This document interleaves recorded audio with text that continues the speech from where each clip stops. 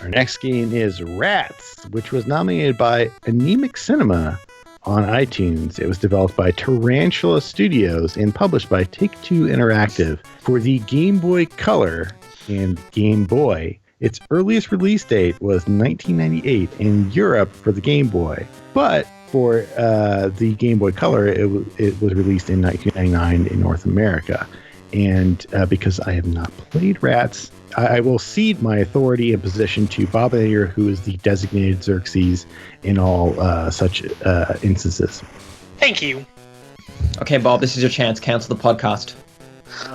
Let's not cancel it over such a Parvis opum. Well, no, do it. I seriously wanted to be I mean, if we did, we wouldn't have to talk about this game anymore. I'm just saying. It's not worth it. I mean, Let's not. Rats is a game. Rats. It's a game. That's really all I can say about it. We only have to talk about it for about 10 minutes, you know? Yeah, let's I think we can fill the time sensibly. Yeah. Well, okay, so Rats is a Game Boy platformer. Do you need more than that? Like, it's a Game Boy platformer that is not a big name. You know, like it's not licensed and it's not made by David A. Palmer Studios, so that's already 2 points in its favor. Like the thing is though, it's like, you know, there is literally I've never checked the list, but there's got to be like literally like 100 or 200 or 300 no-name platformers on the Game Boy, because this system lasted for over a decade, and this is a game that came out like, what is this, like pretty much like 88, I want to say. 9 years since the release of the Game Boy. They released Rats, you know, like they went, well, we could still make Game Boy games, so let's make Rats. And as far as I know, Rats is actually the team that made this Tarantula did a reboot remake of Montezuma's Revenge, and I believe the engine is the exact same as Rats. So they kind of made Montezuma's Revenge and went, cool, we got an engine, let's make a bunch of other games. And they made Rats, they made a Muppets game, I think they made a couple more, you know, and they just, like, let's just make platformers. I would bet you anything that engine got shoehorned into the weird-ass Austin Powers PDA games for Game Boy as well. Those were a thing. Look it up. What you have is you have a game where you play as a really cool rat with sunglasses, and it's a pop gun, but he shoots bullets that hit enemies in the actual game itself. And you platform around, I assume, a variety of locations. I can't say I got too far in this one, because I didn't think it was going to change that much, to be perfectly honest. But, you know, you kind of just move through, like, buildings and sort of alley-ish locations, which are, you know, fairly typical Game Boy limitations tile sets. You collect food. You have to rescue someone in this. I remember reading the plot to it. I can't quite recall, but someone's kidnapped and you have to return to a life of crime as a hit rat or something. Like, that's the plot. Yeah. Don't ask me.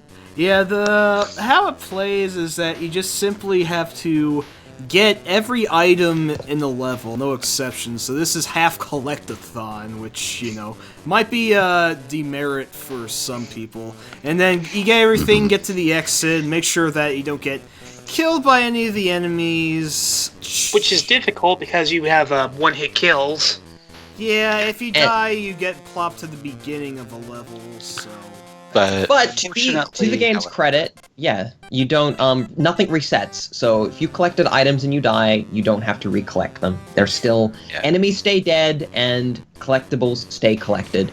So, you know, that's okay. And I think the game is fairly generous with the extra lives, and it gives you a password at the end of every level. So as long as you're willing to write down passwords, you've got a fairly simple completion to the end of the game, if you can continue playing it.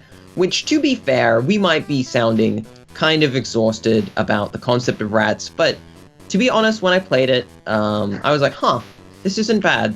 Like, it's not like, wow, this is the greatest game ever. But, you know, if you were to get this game for, I don't know, like $40, $30, whatever your Game Boy game would have cost, maybe $20 secondhand, like a pile of games or whatever, or your grandmother or your aunts or your uncles or whatever, someone bought you this game, and it was just like, cool, it's a game. It's not bad. There is one point about this game I'd like to make. This game is Commodore 64 as heck. This game, you could have put this out like say, like, maybe 91, 92, and you would never be able to tell the difference. Yeah, those axes that keep flying up and down in particular remind me of objects from Monty on the Run.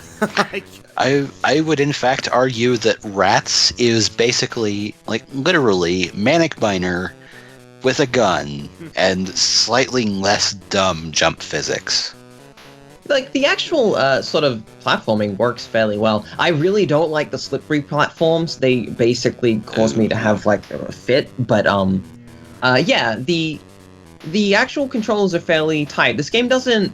This is a good Game Boy game in the sense that it doesn't say, I want to do way more than the Game Boy can physically do. It's like, no, the Game Boy can do this. So we're doing this, and they did it. They very much designed the sort of Game Boy game that would fit on the cheapest available cartridge media. Yeah, instead of shooting for the stars, it just shoots straight for the horizon, and that's what it accomplishes. Like, okay, which is bad, you know. Okay, it's Tarantula like... Studios, all we have to do is be better than David A. Palmer Studios. And you know what? They succeeded in that respect. I'm having a brain fart. What was David A. Palmer behind again? Oh, let's see. Commander Keen on Game Boy Color, Men in Black the series, Gex Deep Pocket Gecko. Okay, say no more. I get the, yeah. I mean, let's be honest though. There are on the Game Boy and Game Boy Color, there are so many other platforms you can pick besides this one. You'd have to be really desperate to choose this one in particular. Yeah, I mean, I think especially when there are at least 3 of them that have Super Mario in the name. Yeah, exactly. Well, and there's Wario Lands. Like, Mario and Wario, and for some reason, my mind immediately shot to Wendy Every Which Way, a favorite from our Lord Xerxes. So, there's just, it's just. I would say at this point in time, any Way Forward game would be better. This is also kind of post Pokemon, which I think is a kind of a concern for this particular game. Like, the sentiment for what you were going to play on the Game Boy had probably shifted a bit at this point, you know. People were gearing up more for the Game Boy Advance, and you had a couple of Pokemon games out at this point. I think was Silver and Gold out at this point? I think it was. I think they would have come out the following year. No, 1998, which was the GBC release. That was actually when Red and Blue made it to the shores. Really? Okay. Yeah, Pokemon cut all of that later, bullshit. Later in the North American territories than you think, but I should also note that Rats or Reservoir Rat was actually released on the original Game Boy in Europe. Yes. It came to the GBC in North America, and for some reason I think the coloring is actually uglier than the original monochrome. I don't know why. It just... I don't know. I mean, the objects stand out okay. The coloring's not a bad job. The music is, I believe it's mostly, like, stolen. It's kind of like pseudo remixes of some more famous songs, I believe, for the most part. They're like, it's a very safe, very public domain kind of soundtrack. Well, one of them's stolen from a TV show, isn't it? Or... Oh yeah, there is a little bit of Dragnet in there. Right, is there? Right. Because no, there's the, so it's a odd little thing in that regard. The music's inoffensive. It's not great, but it's inoffensive. The one thing that I think is kind of interesting about this game is when you kill an enemy, instead of the enemy dying, as you would expect, they actually turn into an egg, no matter what they are, and whether, I don't remember mice or whatever hatching from eggs, but, maybe I'm just completely wrong. But they turn into an egg, and if you don't immediately, within about 3 seconds, collect the egg will hatch into a more dangerous enemy. And they kind of track you across platforms and things, which is an interesting touch. That's actually the exact same thing Joust did, and Balloon Fight by proxy. So I don't know why they decided to take that mechanic from Joust and put it into this game. I mean, my theory is that there are points in the game where you can kind of pre-kill enemies so that it's easier later, but they decided, no, you can't do that. Instead, if you pre-kill an enemy, there will be a worse enemy for you. Which is kind of an interesting twist, I guess. It gets kind of frustrating, because when you jump on a platform, most enemies actually immediately turn and run at you. So it can actually be really frustrating to platform a bit in this game, and all collectibles you have to be standing physically on top of in order to pick up. You can't pick them up by jumping through them, but you can die from jumping through enemies from underneath. So, thanks game, I'm glad that was consistent. That's probably enough rats. The one thing I want to say is, there are 2 different box arts for the game, as you would expect. And in both box arts, neither rat in that box art matches the actual in-game rat. So, well done, everyone. We really got it together. Where do we want to condemn rats? It sounds like we were actually speaking a higher of it than I thought we would. Well, I'm thinking like scrolling way down the list here. The thing of it is, per se, it's not a bad game, but looking at what else we have on the list, just whatever we've ranked higher has had a reason for being ranked higher. I'm thinking maybe like right below the New Zealand story. Is that too low? I don't know if it's too low, because what everyone, for the listeners, what you have to remember is our list, lots of people like to nominate really great games, and then a few people like to nominate the worst games that ever existed. We very rarely get, and Anemic Cinema pointed this out when they asked us to rank this game, we very rarely get a run-of-the-mill, mostly mediocre, kind of bland game. We very rarely get those. When I actually had last playthrough of the game I had, you can enter your name and it allows 8 characters. I cracked myself up by entering mediocre as my name, and I really have no idea why. It's just something stupid I did that just... It looked good for a screenshot, I'll say. But I have no issue with Underneath the New Zealand Story. I think that, it's not a terrible game, but it doesn't really do much. No, I think that's a perfect placement. I mean, that would put it above. Yeah, I am pretty comfortable with it going below the New Zealand Story just by virtue of the New Zealand Story's gun doesn't take 6 or 7 shots to temporarily incapacitate a bad guy.